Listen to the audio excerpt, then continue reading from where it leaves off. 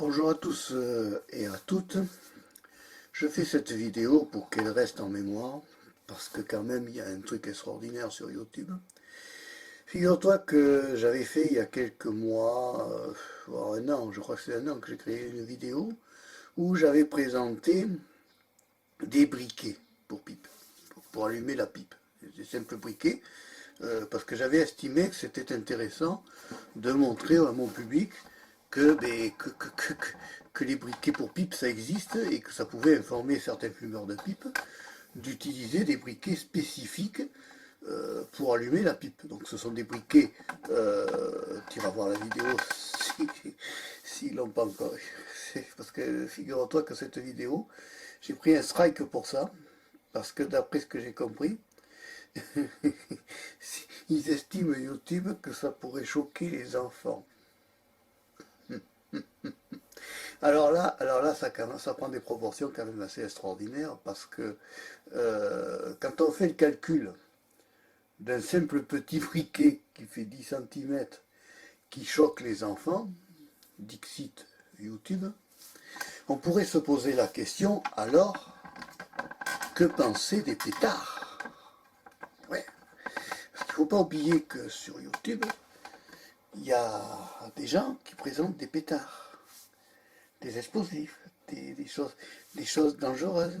Alors, si un petit briquet, ça perturbe un enfant, un pétard, alors, redoublions pas qu'on met quand même des pétards dans les mains des enfants, qui sont des explosifs et des trucs dangereux. Et là, YouTube, ça ne le perturbe pas. Il laisse la vidéo faire. Par contre, toi, tu vas sortir une petite vidéo innocente d'un briquet pour pipe, Saint-Claude, je précise, briquet pour pipe Saint-Claude, et tu vas te prendre un strike parce que ça peut choquer un enfant de voir un briquet. On part vers un monde complètement ahurissant quand même.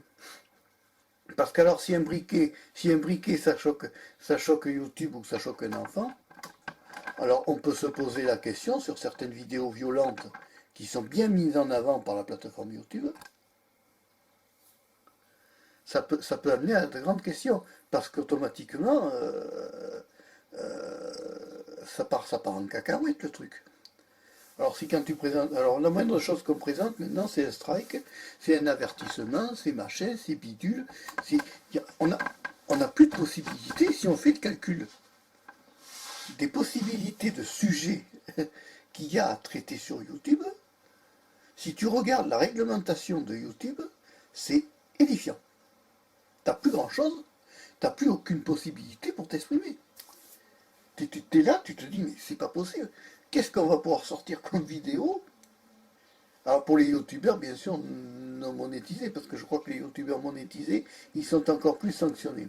C'est ce qui nous amène à dire que finalement, peut-être que les plateformes comme Odyssée vont peut-être être un avenir total pour le créateur de contenu, parce que finalement, Odyssée, tu publies la même vidéo sur les briquets sur Odyssée, on te fout une paix royale. T'as pas la plateforme qui, 7 mois après, Odyssée va te dire j'ai un problème avec ta vidéo de briquet, ça peut choquer les enfants. Non. Eux, de toutes les façons, c'est simple, Odyssée c'est plus 18. Alors, comme ça, les moins de 18, ils iront pas. Mais c'est quand même incroyable. Alors, ils avaient créé YouTube Kids à l'époque, qui était censé protéger justement les enfants des vidéos pour adultes. J'ai l'impression que YouTube Kids, il ne sert pas à grand chose. Et finalement, ça n'amène pas à grand chose tout ça. C'est complètement ahurissant, quoi. Alors maintenant, on se fait sanctionner. L'autre fois, regarde, je publie une vidéo où j'étais en pleine nature, et il y avait, je m'en suis même pas rendu compte, il y a malheureusement, pour moi, il y a un VTT qui est passé derrière. Eh bien, figure-toi que YouTube a trouvé la marque du VTT, que moi je m'en étais même pas occupé. Et le comble de l'histoire, c'est qu'ils m'ont refoutu un strike parce que j'avais fait atteinte au droit d'auteur, attention, atteinte au droit d'auteur, parce que le VTT était passé derrière moi, quoi? Allez, 5 secondes. Ils ont juste vu Between, Ah merde, j'ai cité la marque. Excuse-moi YouTube, je vais encore te citer. Mais franchement, c'est ça. On en arrive à ça. Ce qui fait que maintenant, vous allez voir beaucoup moins de vidéos publiées nouvelles sur YouTube parce que concrètement, euh, on n'a plus trop de marge de manœuvre. Regarde, l'autre fois, j'étais en pleine note. J'étais en bordure d'un lac et je me baladais et je disais, tiens, je vais tourner une vidéo. Puis tout d'un coup, j'ai regardé. J'ai vu qu'il y avait plein de marques. Il y avait tout un tas de marques pour les marques de bateaux, des publicités de nourriture. Ben, j'ai dit non, c'est simple, la caméra elle est restée dans la poche. Parce que j'ai dit, je vais encore me faire prendre un strike parce qu'ils vont voir une marque et que ça va traumatiser YouTube. Ça devient quand même assez dingue l'histoire. Parce que maintenant, mais c'est effrayant. Quand tu vois, alors à côté de ça, par contre, t'inquiète pas, tu vas bouffer de plus en plus de pubs sur YouTube. Mais là, ça ne les dérange pas parce que c'est leur gagne-pain. Alors, niveau marque, ils y vont. Hein. On te balance maintenant 5, 6, 7 pubs par vidéo. Bon, en sachant qu'ils vont monétiser aussi les youtubeurs non éligibles à la monétisation. Donc, en gros, le youtubeur qui veut être monétisé, il peut l'attendre jusqu'à qu'il soit en squelette. Parce qu'il n'est pas prêt d'avoir la monnaie. Si, quand il sera mort, enterré, on lui annoncera qu'il sera monétisé. Ça devient complètement ahurissant le truc. Donc je pense qu'au fur et à mesure du temps, ben, il y aura de plus en plus de vidéos de ma chaîne qui iront dans les nouvelles sur Odyssée. Odyssée, c'est quoi? C'est format MP4, H264, audio AAC. Voilà. Et une fois que tu as obtenu ça, tu peux publier ta vidéo sur Odyssée et tu es tranquille. On va pas t'emmerder parce qu'on va pas te prendre la tête parce que t'as sorti un briquet et que ça peut traumatiser un gosse. Pourquoi est-ce qu'ils n'ont pas continué l'histoire de YouTube Kids? C'était facile, c'était intelligent. Ils foutaient ça sur YouTube. Ils mettaient YouTube Kids, ils séparaient les minots des adultes, terminé quoi. Bon, mais non, maintenant on mélange tout le monde. On met les gamins. Par contre, à côté de ça, ils peuvent mettre des trucs homo, des vidéos homo, ça dérange personne. Les enfants peuvent y accéder sans problème. Mais un petit briquet de 10 cm, ça va faire une histoire. Non mais c'est quand même... C'est complètement dingue, on devient un monde fou. Du reste, il va falloir que nous, les créateurs, on réagisse différemment et qu'on se protège et qu'on n'hésite pas, nous, à publier sur d'autres plateformes pour sauvegarder d'abord le travail que l'on crée, faire les vidéos que l'on crée et surtout faire en sorte que nos vidéos soient pérennes. Parce que je pense plus à la pérennité de YouTube. Hein. Non, honnêtement, j'y crois plus du tout. En fait, ça devient catastrophique, les gars. Où on va? Où on va? Alors, à côté de ça, t'as certains youtubeurs qui vont filmer en pleine rue. Alors, t'inquiète pas, ils prennent des strikes. Hein. Parce que si tu veux, moi j'ai compris une chose. Sur YouTube, il y a deux catégories. T'as le youtubeur professionnel et l'amateur. Bon. Le youtubeur pro qui est monétisé, je crois qu'il peut faire n'importe quoi. Personne ne verra rien. Du moment qu'il a les marques derrière, si ça respecte leur règlement aléatoire, là, ils n'auront aucun problème, parce qu'il est monétisé. Celui qui n'a pas droit à la monétisation, mais je crois qu'il se prendra régulièrement des strikes, il sera embêté, ils ont supprimé déjà, j'ai fait 3 fois 4000 heures de visionnage, mais ils ont supprimé, ils ont supprimé d'office des abonnés sans raison valable, c'est toujours la politique de la sanction, on est constamment sanctionné. Ça devient quand même assez ahurissant, c'est oppressant. Hein. Alors je parle pas de PeerTube qui était un projet qui pour moi partait bien. J'ai démarré directement sur PeerTube maintenant, alors un coup tu peux publier une vidéo, un coup tu peux pas publier de vidéo. Alors un coup tu peux mettre une vidéo sur PeerTube, alors après tu te connectes à ton compte PeerTube, tu peux plus publier parce qu'il y a des quotas, des machins, ils commencent à mettre des quotas là-dedans aussi. Bon, ça devient le bazar. Ça devient un bazar intégral. Hein. Qu'à côté de ça, tu vas sur Odyssée, t'as pas de quota. T'es tranquille. Tu peux publier du contenu tranquillement. On va pas te casser les pieds parce que tu as présenté une bouffarde, que ça peut choquer un enfant de 18 ans. Ben dis donc, moi je me rappelle à une époque, quand j'étais petit, il y a une histoire à côté de ça. Quand j'étais petit, moi, mon père m'a mené dans les brocantes. Et je peux te dire que dans les brocantes, ça fumait bien la pipe à l'époque. Et le cigare. Parce que moi, je me souviens de l'époque des brocantes des années 80-90. j'étais tout jeune. Et je me rappelle de ces brocantes-là à l'époque, où ça fumait bien la pipe. Et il y avait des cigares, et personne ne s'occupait si l'enfant allait être choqué ou influencé par le fait de renifler le tabac du brocanteur, ou d'autres, on ne s'occupait pas de tout ça. Il y avait une liberté à l'époque. Tu avais une liberté à l'époque où les gens pouvaient se permettre, on a bien vu la liberté de certaines chaînes de télé, que maintenant ils feraient la même chose, mais ils seraient massacrés malheureusement. C'est vrai qu'à une époque, il y avait une liberté, une possibilité de s'exprimer. On a tous les moyens maintenant possibles pour s'exprimer, mais malheureusement, on nous fait croire à une fausse possibilité d'expression, mais en réalité, par derrière, ça sanctionne. Hein. Tu t'en rends pas compte, toi, si tu regardes que des vidéos et que tu n'es pas créateur, mais tu peux pas t'imaginer le nombre de sanctions qu'il peut y avoir.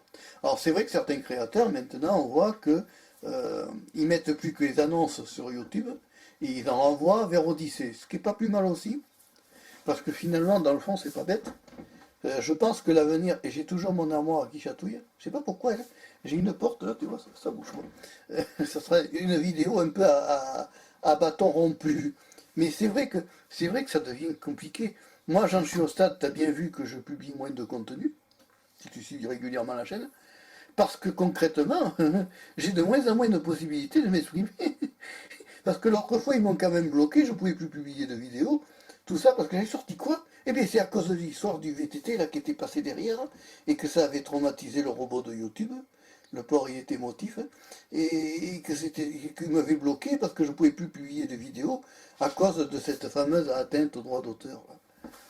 Pour un VTT que j'avais même pas demandé à ce qu'il passe derrière moi. Non mais franchement, c'est quand même ahurissant quoi. Alors maintenant, mais il y aura moins, de toute façon, il y aura moins de... Là, tu vois, j'ai filmé parce que cette chemise-là, cette chemisette, ce t-shirt-là, tu vois, qui est très joli, il n'a aucune marque.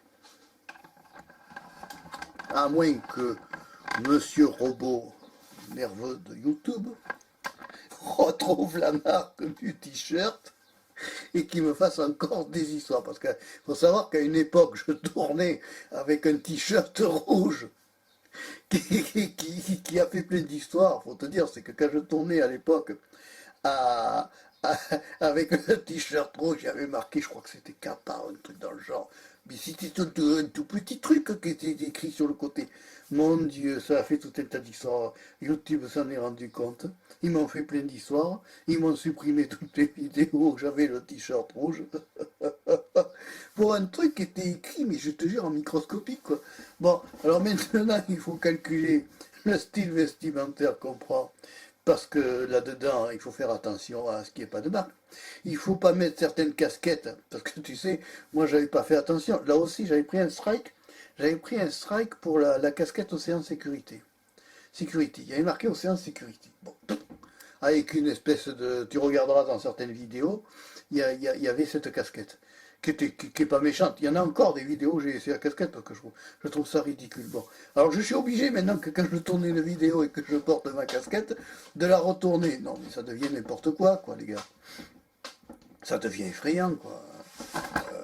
Ah ouais, tu vois, tu fous une pète au pied, même le pied photo se met en rébellion. Non, c'est une catastrophe. En tournant, ça devient fatigant. Non, mais ça devient effrayant, quoi. Moi, je suis de plus en plus oppressé sur YouTube, j'avoue. Je trouve qu'Odyssée est une alternative, un bel avenir. N'hésitez pas à vous abonner à ma chaîne Odyssée. Je crois que je vais le répéter maintenant à chaque vidéo. N'hésitez pas à vous abonner à ma chaîne Odyssée parce que je crois que ce sera mon avenir. Et qu'au fur et à mesure du temps, ben, je vais essayer de publier plus sur Odyssée que sur YouTube. Parce que finalement, YouTube devient une plateforme catastrophique. Rappelle-toi, à une époque, j'avais fermé ma chaîne parce que j'avais eu plein de problèmes. Tu regarderas, la vidéo est encore en archive sur YouTube. Bon, j'avais fermé ma chaîne, il m'avait bloqué tout, il m'avait supprimé toutes mes vidéos. Je me rappelle un matin, je me connecte l'année dernière, c'était le 9 mai, le 10 mai l'année dernière, 2021, 10 mai 2021, non, oui, le 9 mai, dans la nuit du 9 mai au 10 mai 2021, YouTube avait supprimé l'entièreté de mes 2000 vidéos publiées. du jour au lendemain, sans raison valable, sans rien. On te fait gicler tout ton travail, toutes tes vidéos comme ça. Ça devient n'importe quoi. Alors, euh, il va y arriver un moment où plus personne va créer pour YouTube et que les créateurs vont partir vers d'autres plateformes et ça sera un peu justifié, je dirais, pour sauvegarder. Regarde, tu as des grands YouTubeurs qui sont déjà partis. Maintenant, on voit des vidéos sur YouTube où il y a des annonces de vidéos publiées sur Odyssée. C'est peut-être l'avenir, c'est peut-être une alternative franche et honnête. Quand on voit la politique d'Odyssée LBRY, puisque Odyssée c'est LBRY, je trouve que c'est beaucoup plus respectueux du créateur, beaucoup plus intelligent, beaucoup mieux fait, et que ça me paraît une alternative qui pourrait, en espérant, il faut prier que ça dure dans le temps, LBRY, Odyssée, mais je pense que c'est une alternative qui va être d'avenir pour les créateurs de contenu en tout genre, parce que on n'a plus à se soucier de toutes ces histoires de, est-ce que ma vidéo va pas se faire suicider, est-ce que la vidéo ne va pas être demain elle est publiée, acceptée aujourd'hui, est-ce que dans 6 mois elle va pas être supprimée d'office. Moi j'ai eu des vidéos qui ont carrément été supprimées d'office sans que je veuille. Alors apparemment, je rigole parce que quand je vois que l'animateur virtuel, par exemple, c'est mon petit animateur virtuel, Naphtaline, comme je l'appelle. Je l'ai appelé Naphtaline parce qu'il a la choucroute au-dessus de la tête, là, et on dirait il date de 1870, mais je le trouve sympa, moi. Il a un côté sympa, malgré son côté 1870, mon animateur virtuel, je l'aime bien. Tu iras voir les vidéos que présente mon animateur virtuel, parce que bon, mais tu vois, pour moi, je pense que ça sera un avenir.